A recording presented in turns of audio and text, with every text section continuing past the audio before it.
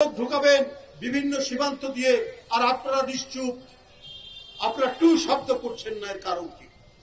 তাহলে তো শেখ হাসিনা যেমন করেছেন আপনারাও তাই করছেন। আমাদের সীমান্তে লোক হত্যা করলে শেখ হাসিনা একটা প্রতিবাদ করতেন, টু শব্দ করতেন। আজকে কেন একেবারে নিশ্চুপ, নিরুত্তর? ব্যক্তি বিশেষ বেআইনি ভাবে ক্ষমতায় থাকতে চান, বেআইনি ভাবে তার মস্তক ধরে রাখতে চান, আর এটার বিরুদ্ধে কথা বললে পরে তিনি রাষ্ট্রের বাহিনীকে লেলিয়ে দেন।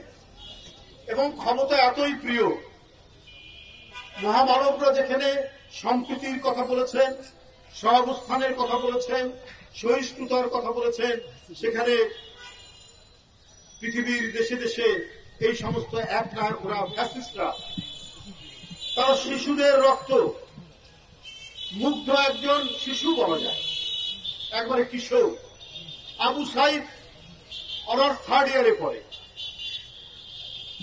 আহনাফ ইন্টারমিডিয়েটে পড়ে, চট্টগ্রামের কি নাম যেন, ওয়াসিম আকরাম ইউনিভার্সিটির 1st ইয়ারের ছাত্র, কিশোর শিশু। সারা বাংলাদেশে 1,500-এর মতো এই বাচ্চা শিশু কিশোরদের রক্ত ঝরিয়েও ক্ষমতায় থাকতে চান শেখ হাসিনা। তাহলে উনি উনার চামচারা বলে বেড়াতো উনি নাকি তাহাজ্জুদের নামাজ পড়তেন। নিজেও বলেছে তাহাজ্জুদের নামাজ পড়তেন। আর আপনি যদি তাহাজ্জুদের নামাজ পড়তেন, পড়েন, আপনি রসুলের একটা বাণী যদি আপনি আত্মস্থ করতেন, আপনি গৌতম বুদ্ধের একটা বাণী যদি আপনি মনে মুখস্থ রাখতেন, যীশু খ্রিস্টের একটা বাণী যদি মুখস্থ রাখতেন, তাহলে আপনার কোনদিন একটা শিশুকে হত্যা করার মতো মনোভাব আপনার হতো না, অভিপ্রায় আপনার হতো। আপনি কিছুই মানতেন না, লোক দেখানো নামাজ, লোক দেখানো তাহাজ্জুদের কথা বলতেন। এটাকে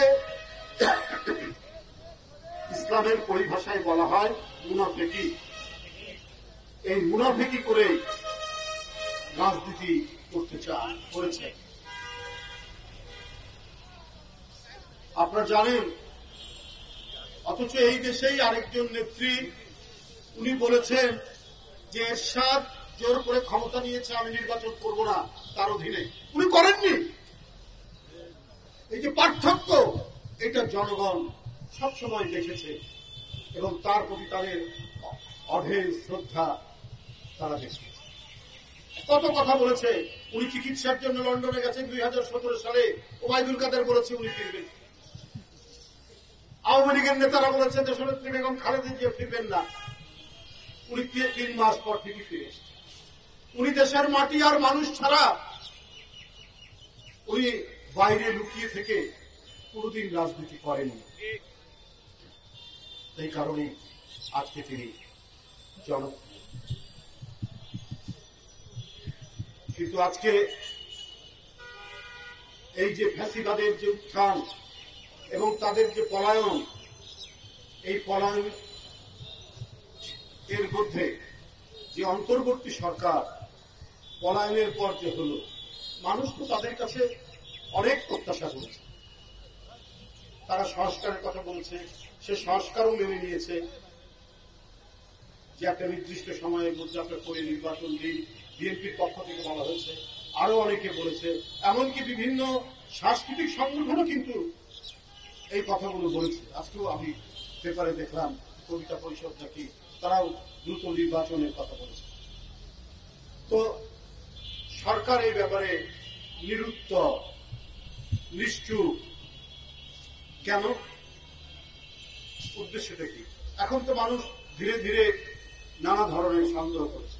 আর সবচেয়ে বড় সন্দেহ করলো হচ্ছে যে সাবেক রাষ্ট্রপতি, যিনি খুনের আসামি, তিনি দেশ ছেড়ে চলে গেলেন। আপনার গোয়েন্দা সংস্থা ডিজিএফআই, গোয়েন্দা সংস্থা জাতীয় নিরাপত্তা কি, জাতীয় গোয়েন্দা সংস্থা এনএসআই, এরা ক্লিয়ারেন্স তা দিলে কি করে উনি যেতে পারেন? এমন রাষ্ট্রপতি যে বাংলাদেশের পরিবেশ নষ্ট করার জন্য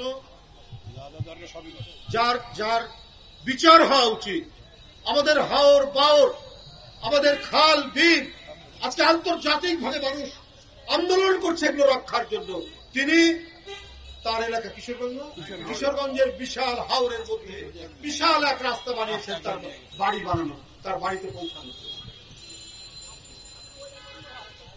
এই হচ্ছে সাবেক রাষ্ট্রপতি, কারণ উনি ফ্যাসিবাদের প্রতিনিধি, উনি রাষ্ট্রপতি, কিন্তু উনি তো শেখ হাসিনার কথায় চলতেন। অতএব শেখ হাসিনার যে মাইন্ডসেট, যে মানসিকতা, উনারও তাই মানসিকতা, দুইজনের মধ্যে তো পার্থক্য হবে না। তাহলে সেই ব্যক্তি চলে গেলেন, তার তো লাল পাসপোর্ট আছে, এটা কি সরকার জানতো না? তার লাল পাসপোর্ট বাতিল করা হয়নি, এটা তো সরকার জানে। এটা কি এনএসআই ডিজিএফআই জানে না? তাহলে কি করে যেতে পারলো? আমরা শুনেছি একজন খুব শক্তিশালী উপদেষ্টা রয়েছে ইয়ের মধ্যে, কিংবা যিনি মানে সমস্ত স্বরাষ্ট্র ব্যবস্থাটা তিনি দেখেন, তার নাম খোদাবক্স সাহেব, খুব নাকি পাওয়ারফুল। আবার এও শুনি তিনি নাকি বিএনপি কে খুব একটা পছন্দ করেন না, নিজের মতো করে সব গুছিয়ে রাখার চেষ্টা করেন। তাহলে এত শক্তিশালী উপদেষ্টা থাকার পরে আজকে এই ধরনের পরিস্থিতি কেন হচ্ছে? আজকে সাতক্ষীরা, কুড়িগ্রাম, খাগড়াছড়ি, মৌলভীবাজার, এই সমস্ত সীমান্ত দিয়ে ভারত লোক ঢুকাচ্ছে বাংলাদেশে, পুশিং করছে। সরকার তো একটা কথা বলেনি। কোথায় খোদাবক্স, কোথায় সরকারের স্বরাষ্ট্র দপ্তর, কোথায় সরকার এই ব্যাপারে কোনো পদক্ষেপ নিচ্ছেন না? এটা তো বিরাট এক অন্যায়।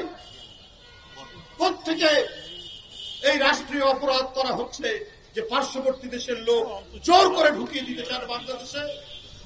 আমরা কি অত্যন্ত দুর্বল জাতি আপনারা বানানোর তৈরি করছেন? এটা কি একটা মুক্তিযুদ্ধ হওয়া একটা জাতি, ৩০ লক্ষ জীবন দেওয়া একটা জাতি, ১,৫০০ শিশু, বাচ্চা, তরুণের জীবন দেওয়া একটা জাতি, সেই জাতিতে পার্শ্ববর্তী দেশ তার ইচ্ছা মতো লোক ঢুকাবেন বিভিন্ন সীমান্ত দিয়ে, আর আপনারা নিশ্চুপ, আপনারা টু শব্দ করছেন না। এর কারণ কি? তাহলে তো শেখ হাসিনা যেমন করেছেন আপনারাও তাই করছেন। আমাদের সীমান্তে লোক হত্যা করলে শেখ হাসিনা একটা প্রতিবাদ করতেন, টু শব্দ করতেন। আজকে কেন একেবারে নিশ্চুপ, নিরুত্তর? অন্তর্বর্তীকালীন সরকার, এই সরকারকে তো সমস্ত গণতান্ত্রিক শক্তি, রাজনৈতিক দল সমর্থন করেছে। কোন সাহসে পার্শ্ববর্তী দেশ থেকে তারা তাদের লোক জোর করে আমাদের সীমান্ত দিয়ে ঢুকিয়ে দিচ্ছে? আমি এর তীব্র নিন্দা এবং প্রতিবাদ জানাচ্ছি। আজকে উৎসবের দিন, বৌদ্ধ পূর্ণিমা, মহামতি গৌতম বুদ্ধের মহামানবের জন্মদিন, তার বুদ্ধত্ব প্রাপ্তি এবং তার মৃত্যু, মহাপরিনির্বাণ, বৌদ্ধ সম্প্রদায়ের তাদের যে উৎসবের প্রাঙ্গণ, সেই উৎসবের প্রাঙ্গণে আমরাও সামিল হয়েছি, আমরাও সামিল থাকব।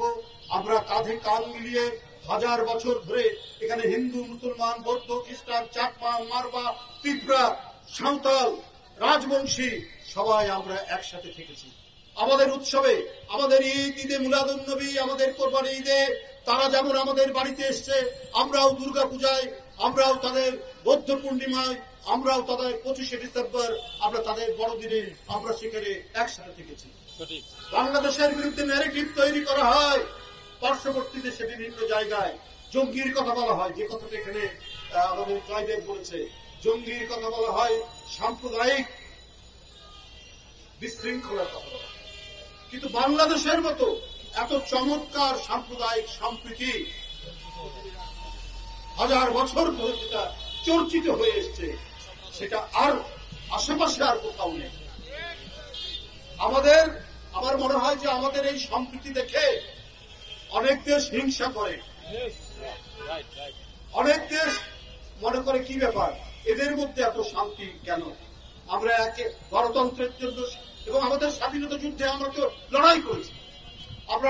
আমার মনে আছে এই শেখ হাসিনার পুলিশ ধাওয়া করে আসছে, এই যে আমার পাশে জয়দেব, এই যে পার্থপ্রতু বপু, এই এখানে রমেশ, তারপরে আমাদের অমলেন্দু দাস বাপু, এরা বিভিন্ন সময়ে, আমি যেহেতু হাঁটতে পারি না বেশি জোরে,